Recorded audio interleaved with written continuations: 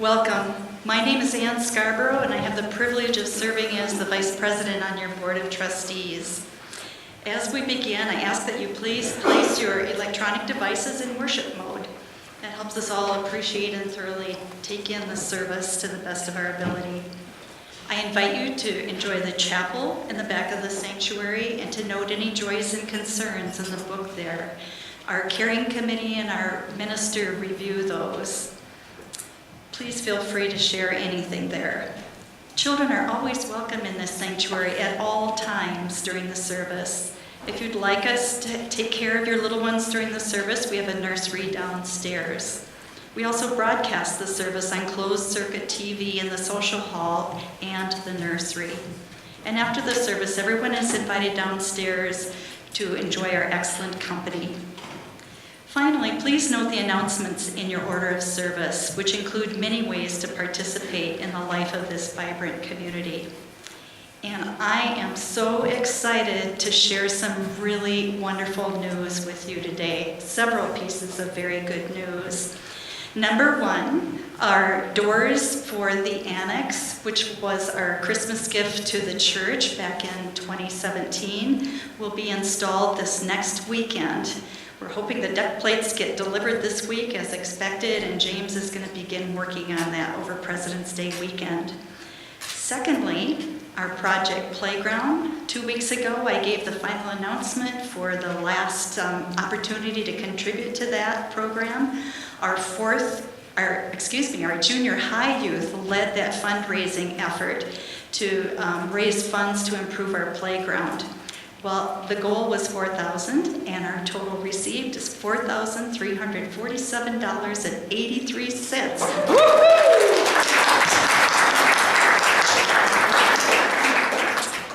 And then I would like to share that so far our stewardship pledge drive, we have 20 pledges in, which represents 22% of our goal. Our goal is to have 90 pledges this year.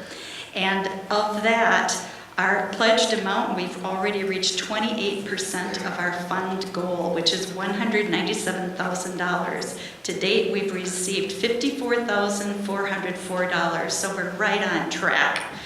I'm very excited about that as well. And then thirdly, I'd like to remind you all that as part of our search process for a settled minister, we're developing a search committee, and we are accepting nominations for people from our community to serve on that committee. So if you'd like to know more, or if you'd like to turn in your nominations, you have two opportunities today. At about 12:15 downstairs in the Trailblazers classroom, we're going to hold a community chat, and that'll be an opportunity to ask questions, receive information, and to place your nominations. You can nominate yourself too if you have a passion for serving in that way. And then at 2 o'clock this afternoon, Scott and Laura Renshaw are hosting a meeting at their home. So if you need any information about that, just check with I or anyone else on the board, Jan Vanderhooft or Lori Quigley. Anyone can give you information. So now as we transition into a time of worship and to celebrate our time together here, I begin with this. In the words of Rumi, come whoever you are. Whether you come with laughter in your heart or tears, you are welcome here. No matter where you've been, no matter where you're going, you are welcome here. No matter what body brought you in the door, no matter whom you love, you are welcome here. Whether you believe in God all of the time, some of the time, or none of the time, you are welcome here. If you come here with an open mind, a loving heart, and willing hands, you are welcome here at South Valley Unitarian Universalist Society.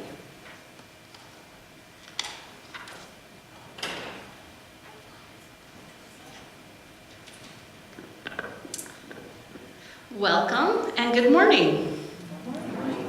Thanks for coming into this building today on this beautiful, beautiful winter day. I hope you were all blessed enough to actually enjoy the snow day on Wednesday. My name is Liz Martin, and I am proud to be serving my 6th year here at South Valley Unitarian Universalist Society as your Director of Religious Education. Today's service might feel a little bit different than what you are used to. First of all, our interim minister is not here. And I am used to worshiping downstairs with the children and youth. So there's usually a little bit more movement, a little bit more singing, and a little bit more crafts with non-permanent markers. There's also a saying among my colleagues, when the minister's away, the DREs will play. So hopefully today's service will be fun and flexible as we think about siding with love. And to that end, I'd like you to embody this and experience this poem by Sarah Moores Campbell.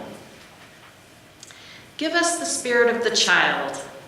Give us the child who lives within, the child who trusts, the child who imagines, the child who sings, the child who receives without reservation, the child who gives without judgment.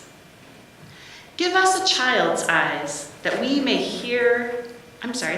receive the beauty and freshness of this day like a sunrise. Give us a child's ears that we may hear the music of mystical times.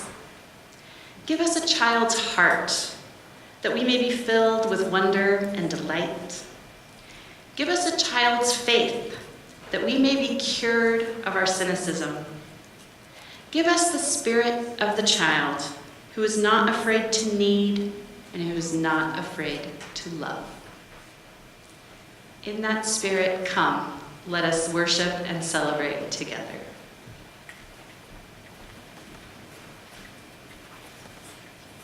Please rise. This is a song we sing every month in Children's Chapel, and it has some actions, so I'm hoping that the kids will help me with the actions. And after we sing it through once, we will sing it as a round. Let's see, each section will be one part of the round.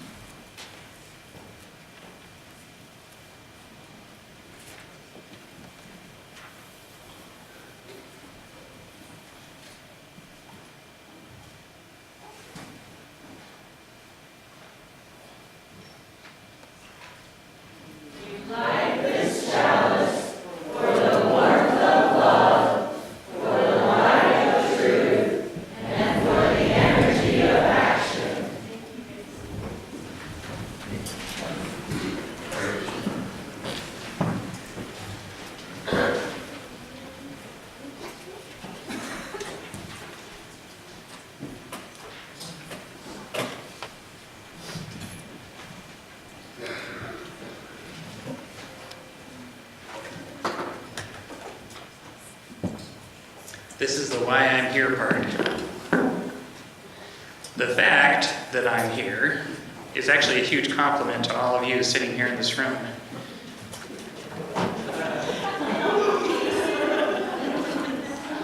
Three years ago, one of my children came out as transgender. We were going to the Mormon church at the time, but it soon became apparent that it was no longer a nourishing place for her. So I had a friend named Tom Kimball. Strange man. He was on the board here, as they let strange people on the board. I'm about to get kicked out. So he was always talking about what a great place this was. So we decided to give it a try. So Jerry McGuire had Dorothy Boyd at Hello. And you guys had me at Come Come Whoever You Are. Seriously, hearing that for the first time was transformative for me. I'd been a Mormon for 40 years. In fact, I still am one. I call myself a unimorm. But I had never heard that kind of expression of unqualified acceptance in all of that time. This was the first time I felt totally acceptable. And so I knew that I found a good place for Layla. And I was absolutely right. You guys proved to her that a spiritual community can be a healthy, nourishing, accepting place. And I'll be forever grateful for that. But then we got hit with the double whammy. First, Layla moved out of the house. Second, Patty and Lou resigned. And I'll admit that I didn't get to church for about a month after that. Partially because it takes half an hour to drive here, and I was trying to decide if it was worth it. But after a lot of thought, I finally realized that the thing that I loved most about this place was actually the people.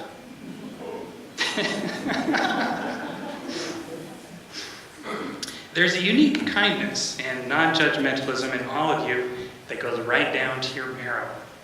And it's become an essential part of my well-being to be among you. So that is why I willingly filled out my 3T card. For me, this community is a place worth investing in. So I've partially gotten the display up in the back through some strange events over at Vistaprint. One of the posters didn't come, but this is what happens. I'm going to tell you about the fun you get to have when you fill out your 3T card. So if you're going to do this analog, and you can also do this online if you want, for those of you who are into that fangled computer stuff. But if you want to do it analog, you can fill out one of these 3T forms in the back next to the big display that I've put up. And once you do that, you get a star. Yeah. And you can write your name on it, or you can, put your favorite rock star's name on it or something. And then you can take off the backing and put it up in the sky on that little poster thing so that we can see representations of all the people who are keeping this community going so well. And if you've done that online, feel free to get a star and write your name on it. Put it up anyway. We like you computer people too. Thanks, everyone.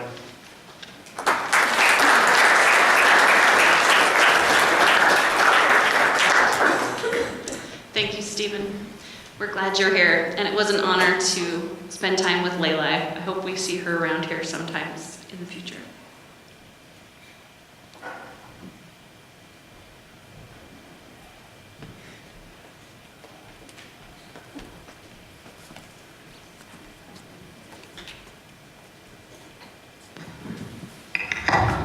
There we go. So, this annual Side with Love service is a tradition with a focus that changes every year. Some of you might remember that this service was called Standing on the Side of Love.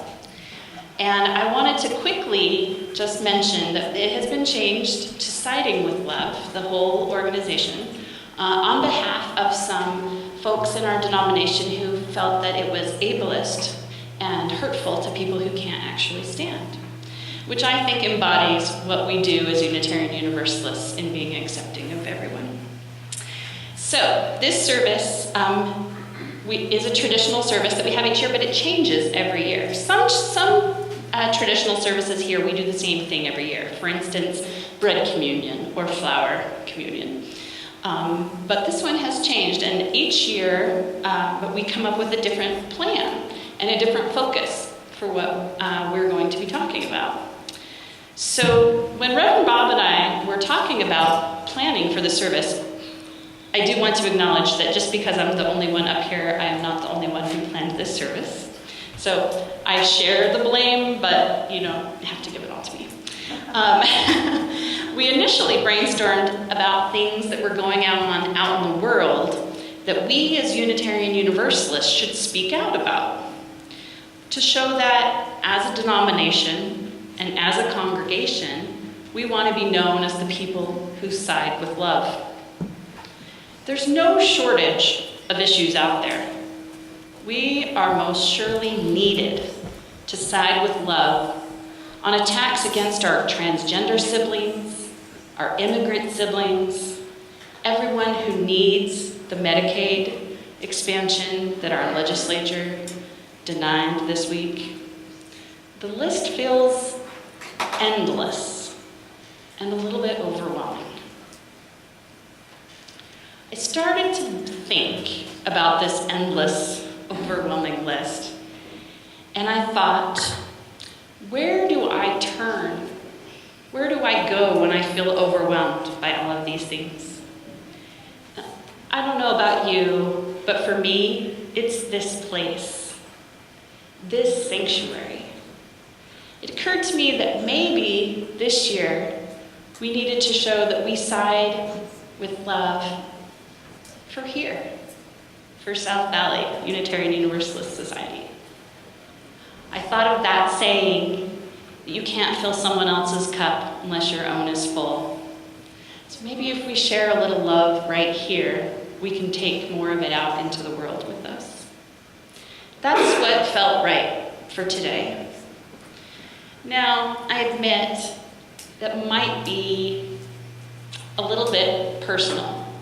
I am going to be leaving this community at the end of this church year, and I love it so much that the opportunity to show some love for this community, I just wasn't going to let it go. Or maybe it's just that this place is awesome, and the people in this room and the people who made this space happen deserve some love. So you'll notice that we're set up a little bit differently today. The tables covered with Valentine's supplies. Feel free at any time to make some Valentines, but there will be a time designated towards the end of the service for a ritual where we will ask you to make a Valentine. I hope that you have as much fun and as much joy participating today as I had planning today. So please join us now in pondering the life of South Valley Unitarian Universalist Society from the beginning, which reaches back to 1981, to this very moment, and into the future, to infinity and beyond. And see if you can find the space in your heart to show your love for it today.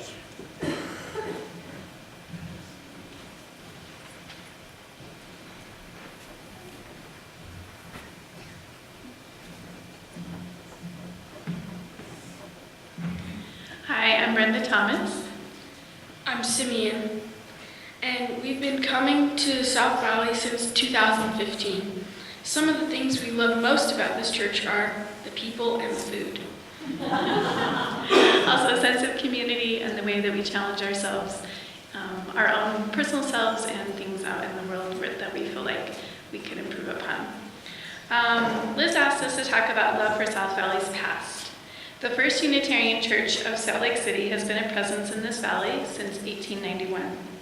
90 years later, in 1981, a group of about 25 people met to talk about exploring establishing a second UU congregation in the Salt Lake Valley at the home of Leo and Adeline Polovoy, including our current members, Joe and Connie Gates.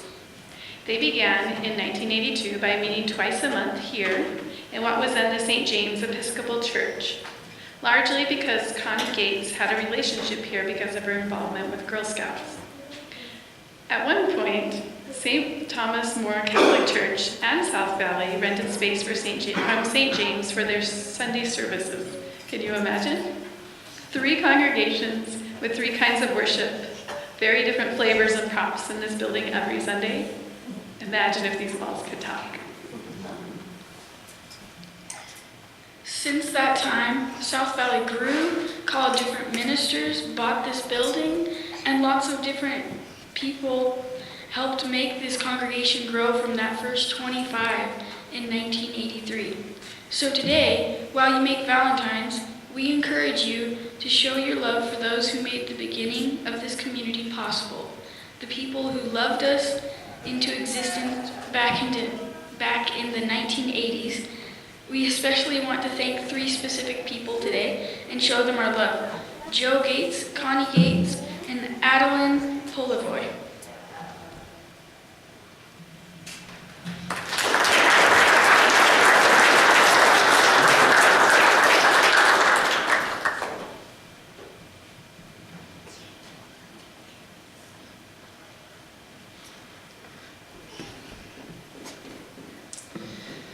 Let us enter now into a time of prayer, of reflection, of meditation.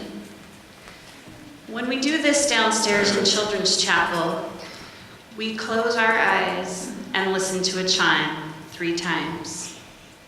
The first time we listen to it with our ears to see how long we can hear the ringing sound. The second time we hear it and engage our mind to think about and ponder whatever topic we have introduced. And the third time, we listen with our heart and try to meld the 2 experiences together.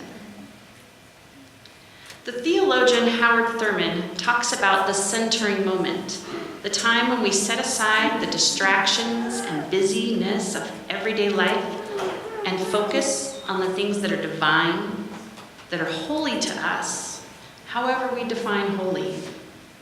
We seek the holy now in the temple of our hearts.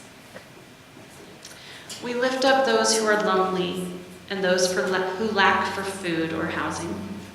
May they find security and comfort. We lift up those who struggle with their health, be it physical, mental, or emotional. May they find healing. We celebrate those who fight for justice. May we draw hope from their example. We lift up those who are excluded from their families because of what they believe or who they love. May they find peace. We celebrate the gathering of families, those biological families, and the families we create out of love. We give thanks for this congregation. May it be healthy in process and fruitful in outcomes. We celebrate the things that bring us hope, the eternal possibilities of learning, of love, of growth. Let us see the beauty and holiness in the streets that we travel on. Let us see the beauty and holiness in the people we serve. Let us see the beauty and holiness in one another. Let us see the beauty and holiness in ourselves. And may we all be held in the heart of love.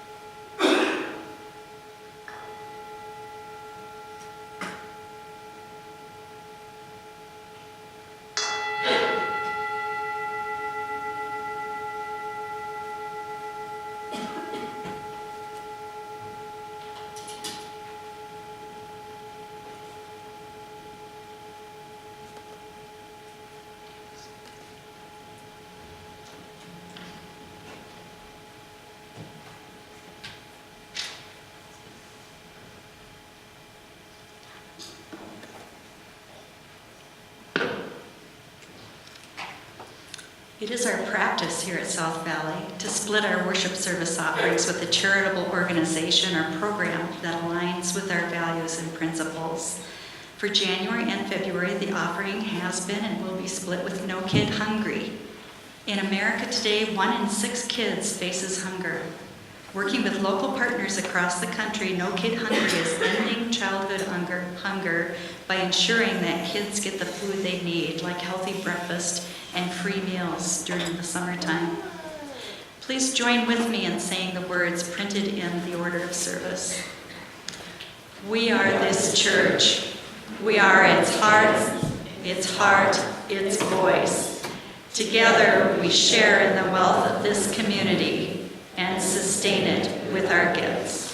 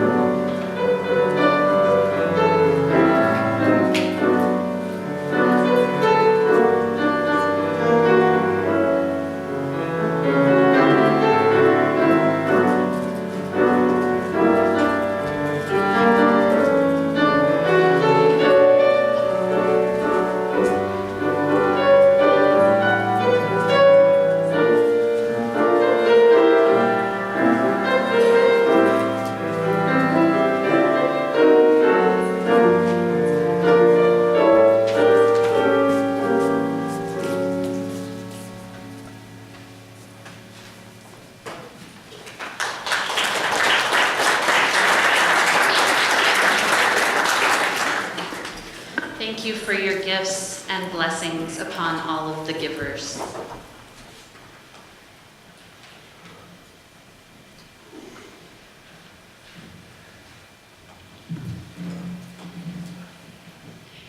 Hi, I am Margot Sido. I've been coming to this congregation since August of 2018. I'm serving as an RA assistant 5 hours a week, working as a paid youth advisor. So I spend most of my time downstairs with the teenagers. One of the things I love the most about this church is its huge range of tolerance and compassion. Liz asked me to talk about love for South Valley's present. There is so much love, it's almost overwhelming.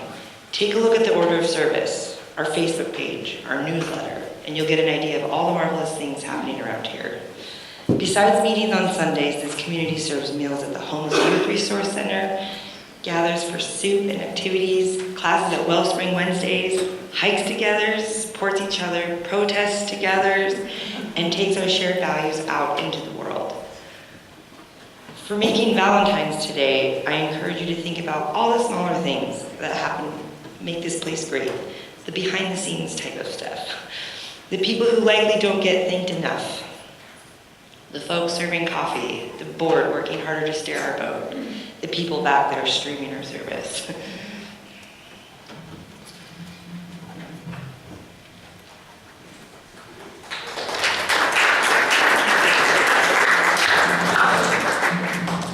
Please rise and body your spirit. We're going to sing together again and do another round because I love rounds and I got to choose the songs.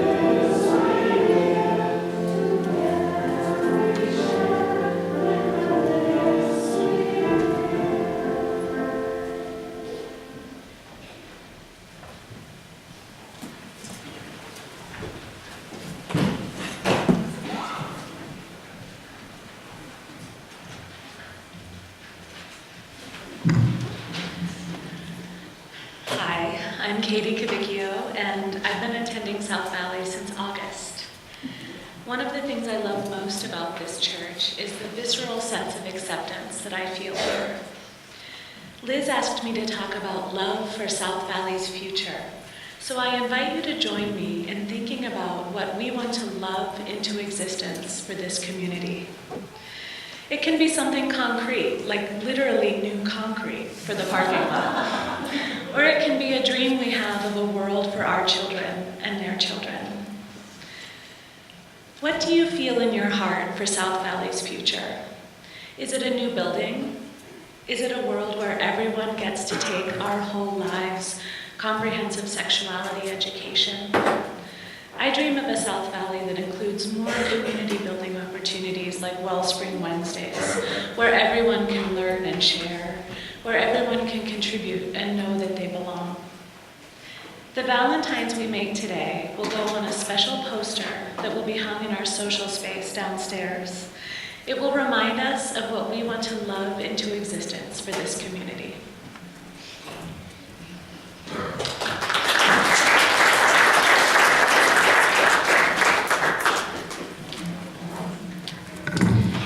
Now is the time in our service where you are invited to make Valentines. So we have our past, our present, and our future that we'd like to honor with Valentines and love today. Like was mentioned, we're especially, if you can see the altar, we especially want to honor some of our founders, Joe Gates, Connie Gates, and Adeline Polivoy. So even if you don't know them, you can thank them with a Valentine for the work they did to make this community a reality. And then there's the poster for the future. If you want to make a Valentine in honor of something you dream of, something that you want us to love into existence, you will make your Valentines and bring them up here. If you make a Valentine for South Valley's present, I invite you to deliver that Valentine if it's someone in the room, or you can give it to me and I will make sure that it gets delivered. There's one other piece of this ritual today. For the last 2 years, we have been weaving this tapestry, weaving this web of community. Today, I'd like to honor anyone who brought you here or who welcomed you when you got here. So if you have it during this next few minutes, I think we'll take about 10. In the next 10 minutes, if you don't feel like making a Valentine, come and write on the ribbon. Or when you're done making your Valentines, come and write on your ribbon. And we'll enjoy some music from Linda while we spend that time. Enjoy the Valentine making supplies.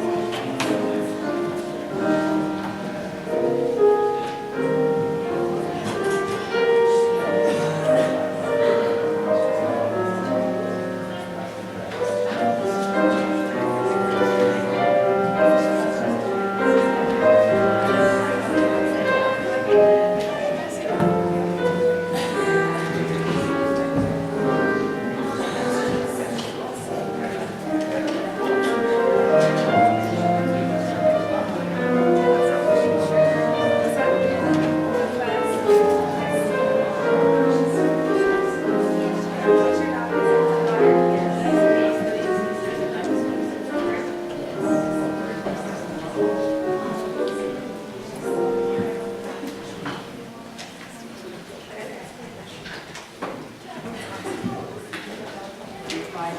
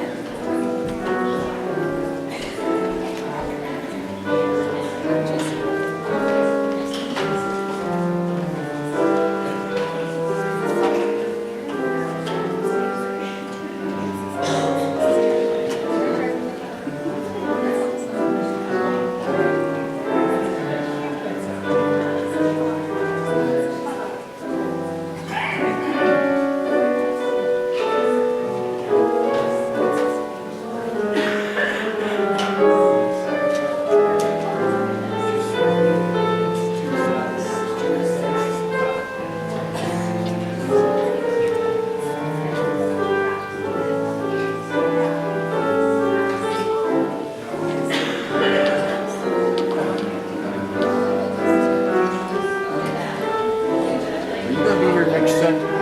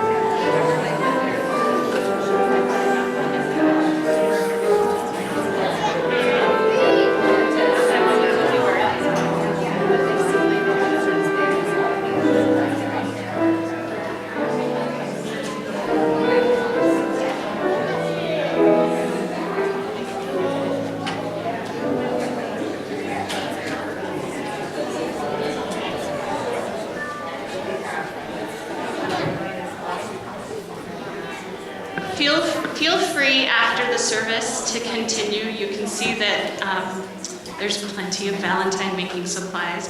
I had someone come forward who would like to say a couple of things about South Valley's past.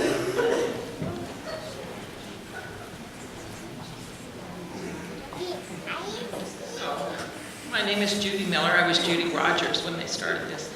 It's my legal name, but I haven't changed. I just used my maiden name. I was at that first meeting at the Paula Boys' home. I resisted the beautiful cake that Adeline made. Lee worked so hard. We need another Valentine down here because First Church, they wanted to call this Second Church. I said, no, we're not going to do that. We're going to call it South Valley, which at that time it was, now it would be Mid Valley. First Church gave $10,000 in 1983, which would be what now? $40,000, right? And the UUA matched that. And then we got, I think our first minister had been a life insurance salesman. He didn't last too long. I don't know how long he lasted. And then when Barbara Bush, at that time, came Hamilton Holway after, I said, you take care of the pulpit and we'll take care of the RE and we'll grow this church. We met in the afternoons. Everybody wanted to go skiing in the morning, so we still met in the afternoon. And the UUA told whomever, they never had a congregation that succeeded that met in the afternoon. So you were all wise enough to start meeting in the morning. Now, I've come and gone. I go to First Church. I go here. My mother was Lorelle Miller. She wrote the 100-year history of the Unitarian Church, which there's very few copies still available in Salt Lake City. She did that at the 100th anniversary. But this church out here is so important because people don't want to travel a half hour. And I feel like we need another one where the biggest liquor store is in town, in the state, which is in South Jordan. It's been resisted and they said, well, go ahead and do that. But anyway, Lee Paulboy was so incredible. And he, in the end, I think he felt very bad. He didn't come anymore. And I really don't know what happened. But anyway, I was at Lee, let's see, it was Wayne Shumway, I think, was the first president board. And we met in the corner down here, in this corner for our first meetings and for our board meetings. And that's where we got into South Valley.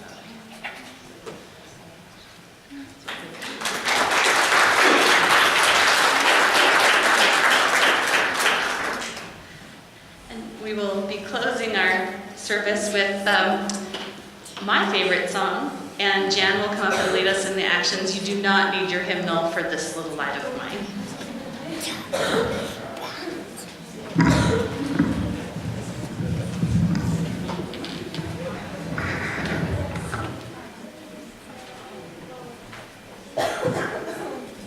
Please rise if you're willing.